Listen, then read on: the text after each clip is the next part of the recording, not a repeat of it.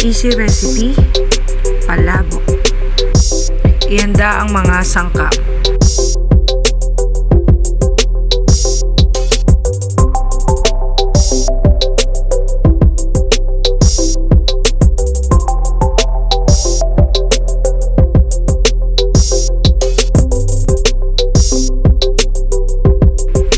Chop the greens and set aside.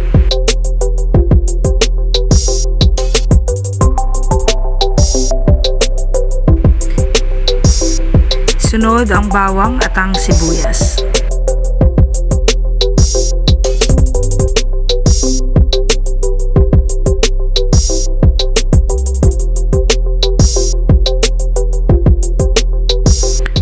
Pagkaraan, slice natin ang pusit.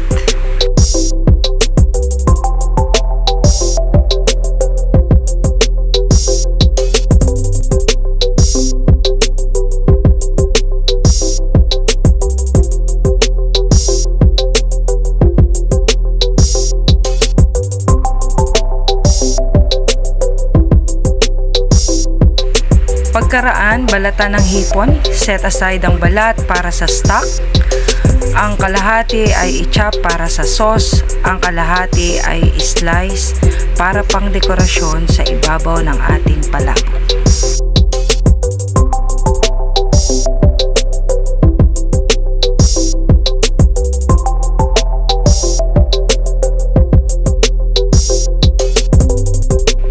Pagkaraan, slice natin ang ating pechay Tagalog para magkaroon ng ibang texture at kulay ang ating pansit palabok.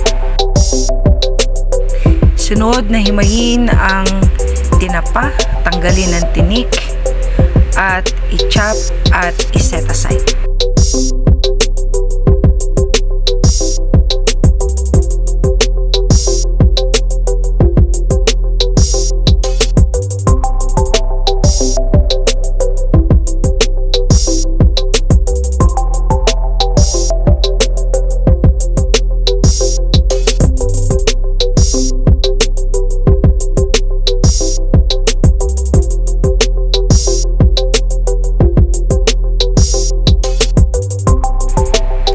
Pakuluan natin ang balat ng hipon upang magsilbing ating sabaw sa ating gagawing sauce ng palabok. Pagkakulo, iset aside. Sa separate na pan, ilagay ang hiniwang taba ng baboy upang pamantikain at chicharonin ito.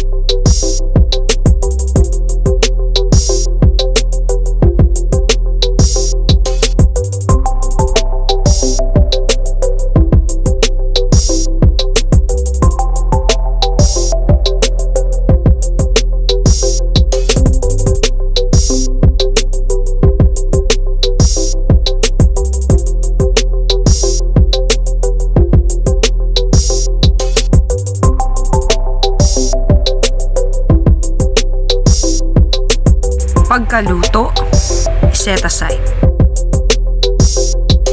Sa kaparehas na kawali at mantika, lagyan ito ng annatto powder.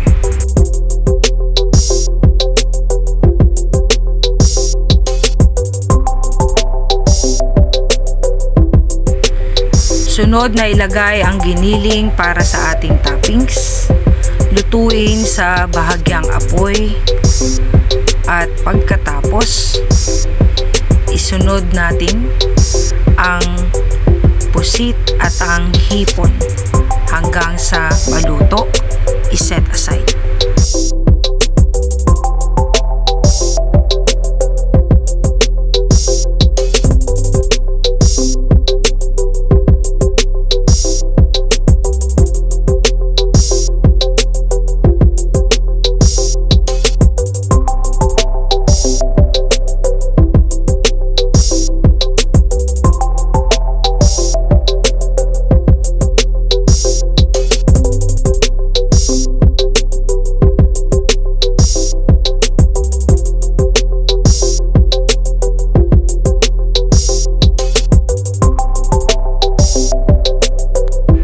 Huwag kalimutang timplahan ng paminta, kaunting pang-alat, ayon sa inyong panglasa.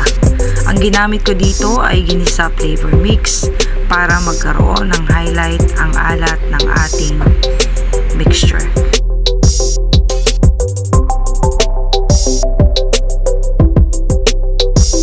Pagkaraan sa separate na pan, ibusa ang ating tinapa upang matusta ng bahagya. Lagyan ito ng konting asin. I-set aside.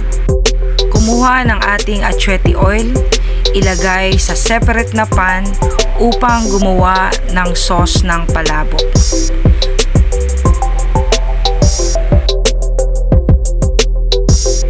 Maggisa ng bawang at sibuyas hanggang maluto ang mga ito.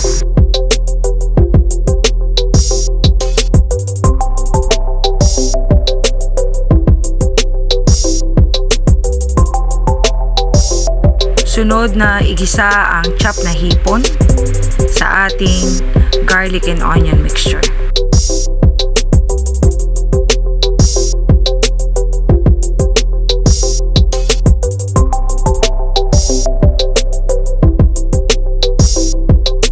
Pagkaraan, hihalo ang sabaw ng hipon sa ating ginisang hipon, bawang at sibuyas.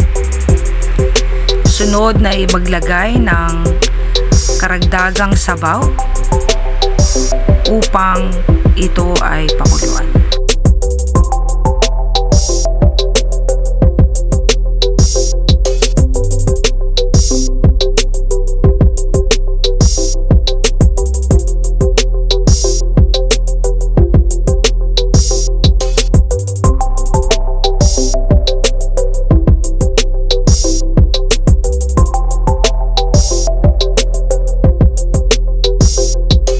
Habang iniintay natin itong kumulo, maglaga ng itlog para sa ating toppings. Sa separate na bowl, ilagay ang ating mamasita mixture, i-dilute sa tubig at batihan ito ng 2 itlog.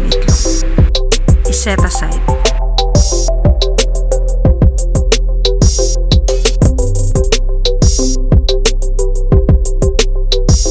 Balikan natin ang pinakukulong sabaw para sa sarsa ng ating palabok. Patayin ang apoy at ilagay ang mixture ng mamasita sa ating sabaw at haluin. Muling buksan ang apoy at lutuin sa katamtamang lakas.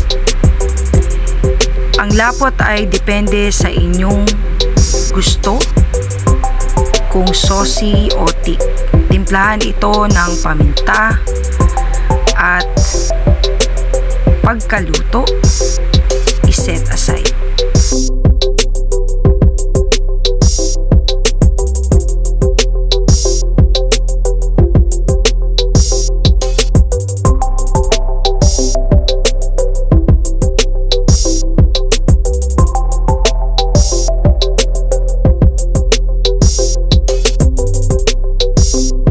Hanguin ang nilagang itlog, balatan at iset aside.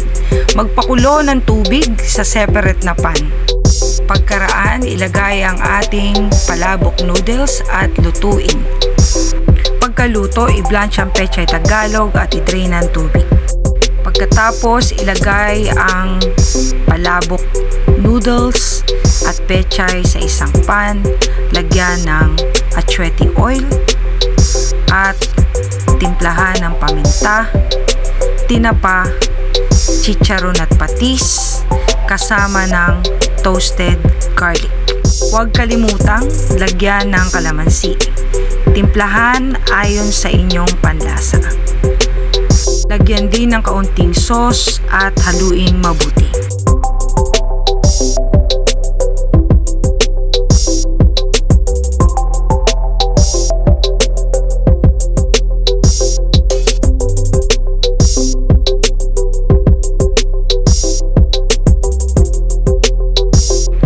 Dagdagan ng kaunting kinchay, pandagdag lasa sa ating palabok.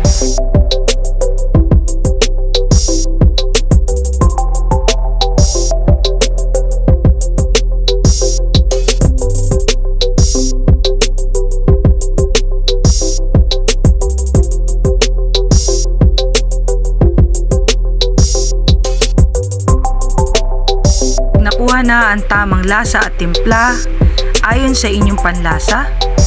I-toppings ang ating sauce sa pansit at simulang lagyan ng adorno kagaya ng ating chicharon, ang ating giniling mixture toppings kasama ng added na tinapa, bawang at ang ating itlog.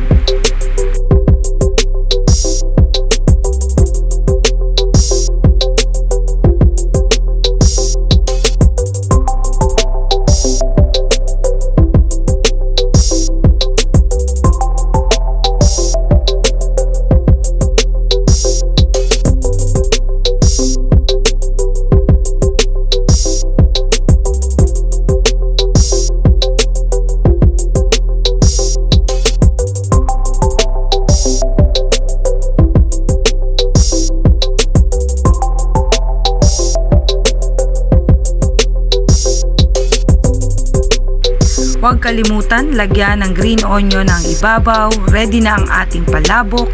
Pwede na tayong kumain.